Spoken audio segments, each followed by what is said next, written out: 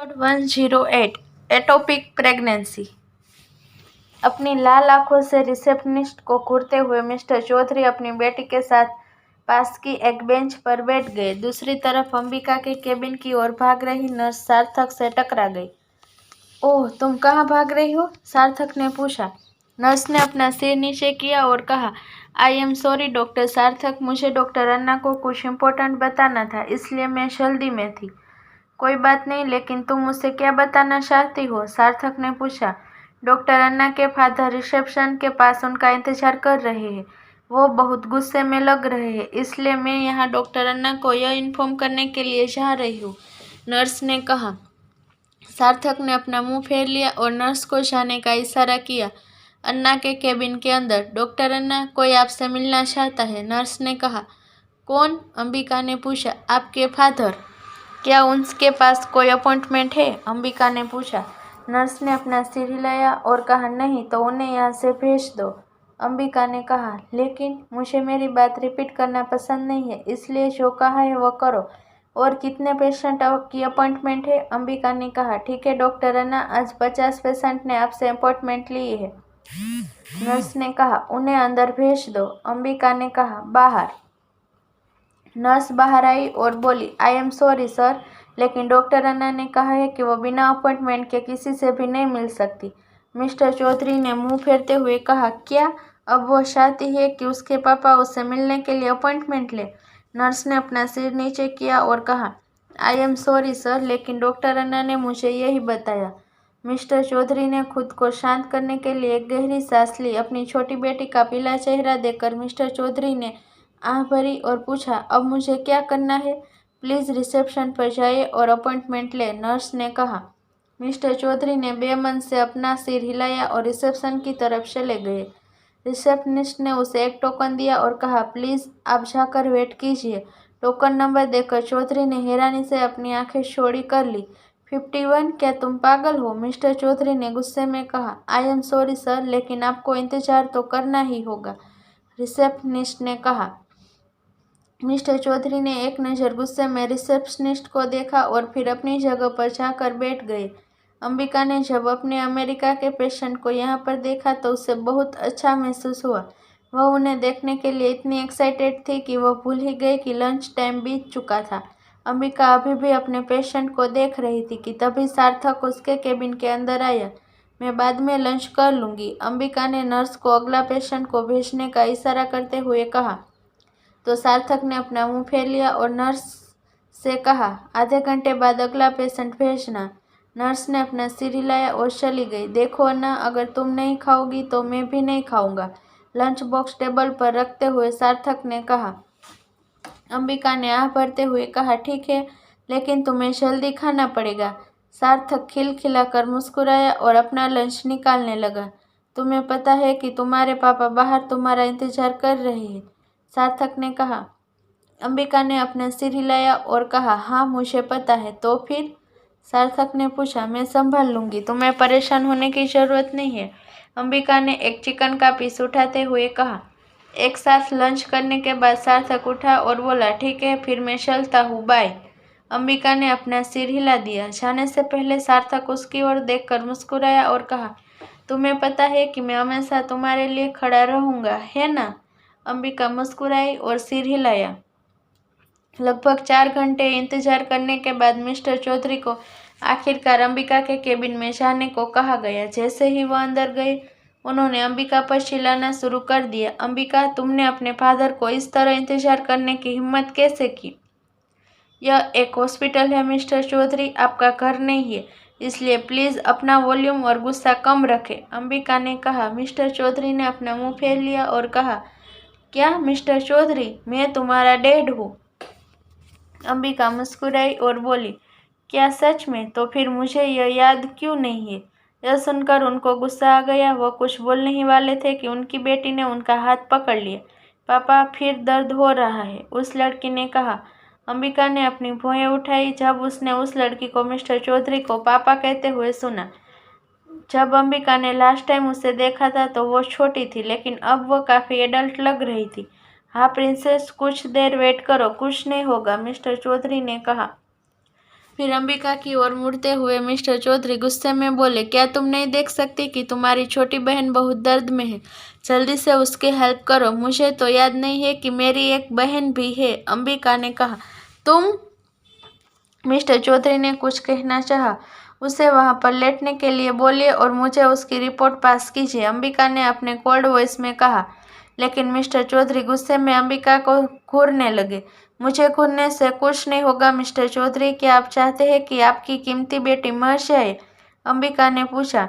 Mister Chaudhary ने फिर से एक नज़र अंबिका को देखा, फिर रिपोर्ट उसे देखकर वापस कुर्सी पर बैठ गए। रिपोर्ट को देखते हुए अंबिका ने कहा, यह काफ़ी नहीं है, उसका अल्ट्रासाउंड भी करना होगा।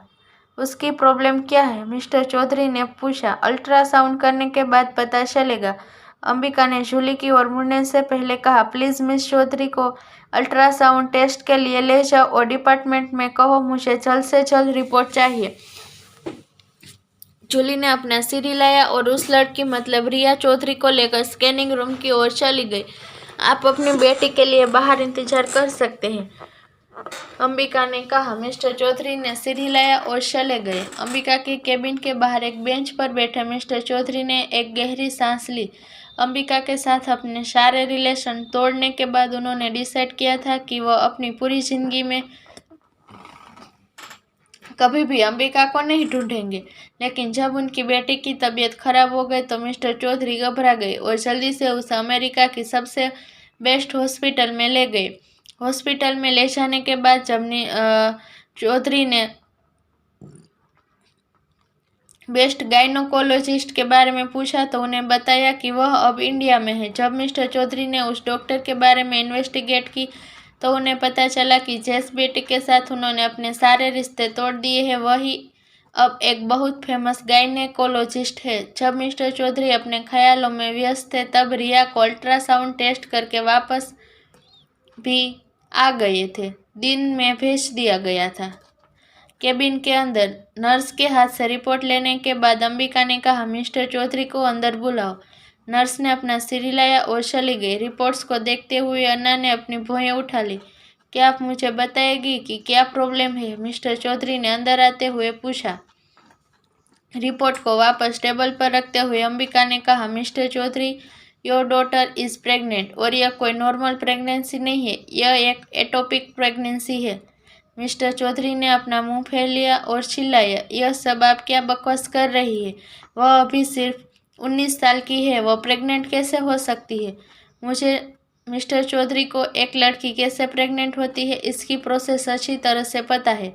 अगर नहीं पता तो आप अपनी बेटी से पूछ सकते हैं, अंबिका ने कहा। टेबल पर अपना हाथ रखते हुए मिस्टर चौधरी ने कहा, क्या तुम भूल गई हो कि तुम अपने फादर से कैसे बात करती है?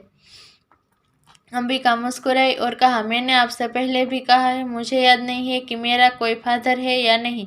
वैसे भी यह एक एटोपिक प्रेगनेंसी है तो जितनी जल्दी हो सके आपको इसका ऑपरेशन करना पड़ेगा। ऑपरेशन? मिस्टर चौधरी ने पूछा। हाँ ऑपरेशन, क्योंकि अब बहुत दिन हो गए हैं तो ऑपरेशन ही करना पड़ेगा, अंबिका ने कहा। यह सब सुनकर मिस्टर चौधरी के चेहरे पर एक बहुत ही कॉम्प्लिकेटेड रिएक्शन था। अंबिका ने आह भरी और कहा, अगर आप ऑपरेशन करना चाहते हैं तो रिसेप्शन में जाकर फॉर्म फिल अब कीजिए, वहां पर आपको एक डेट दिया जाएगा और अगर आप किसी और गायकोनोलॉजिस्ट से कंसल्ट करना चाहते हैं तो बेझिझक कर सकते हैं। फिर अंबिका ने अपना बैग उठाते हुए कहा, सो एक्सक्यूज मी, अब मेरा जाने का टाइम हो गया है तो मैं चलती हूँ। दरवाज़ा खोलने से पहले अंबिका ने रिया की ओर इशारा किया और कहा, बस एक एडवाइस, अगली बार से कुछ करने से पहले प्रोटेक्शन का यूज़ करना। वहीं मल्होत्रा एंटरप्राइज। जब सिद्धार्थ ने अपनी मीटिंग खत्म की तो उसके असिस्टेंट्स ने उसे बताया कि कुणाल ने उसे कॉल किया था। यह सुनकर सिद्धार्थ ने जल्दी से अपना फ़ोन उठाया और कुणाल के नंबर को डायल किया। हेलो भाई, कुणाल ने कहा।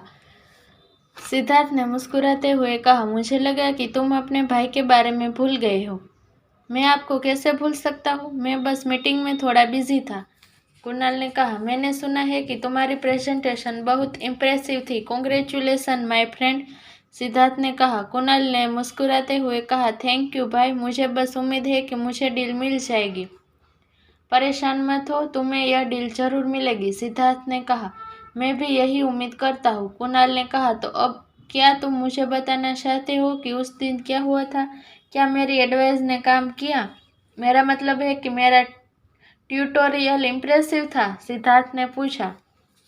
कुणाल ने हंसते हुए कहा, हाँ, आपकी ट्यूटोरियल्स ने मेरी बहुत हेल्प की है। इसका मतलब है कि तुमने उसे किस किया? सिद्धार्थ ने कहा। हाँ हाँ, डेफिनेटली। एक बार मुझे वापस आने दीजिए, मैं उसके साथ आपकी मीटिंग फिक्स करवाऊंगा। कुणाल ने खुश होते हुए कहा। तो वह भी तुम्हारे बारे में श्योर है? सिद्धार्थ ने पूछा। हाँ भाई, वह भी मुझसे प्यार करती है और अब जब वह मेरे साथ है तो मुझे लगता है कि कुछ भी गलत नहीं होगा, कुणाल ने कहा। सिद्धार्थ मुस्कुराया और कहा, मैं तुम्हारे लिए खुश हूँ और मैं बहुत एक्साइटेड हूँ तुम्हारी ब्यूटीफुल गर्लफ्रेंड से मिलने के लिए। हाँ हाँ, ज़रूर, मुझे वापस आने दीजिए, उसके बाद मैं एक मीटिंग फिक्स करूँगा और मुझे यकीन है कि आप भी उसे ज़रूर पसंद करेंगे, कुणाल ने कहा। ठीक है, तो जल्दी वापस आ जाओ, तुम्हारे वापस आने के बाद मैं तुमसे मिलूंगा, सिद्धार्थ ने कहा। ठीक है भाई, कुणाल ने भी कहा। Okay bye, take care, Siddharth ने कहा और कॉल कट कर दिया।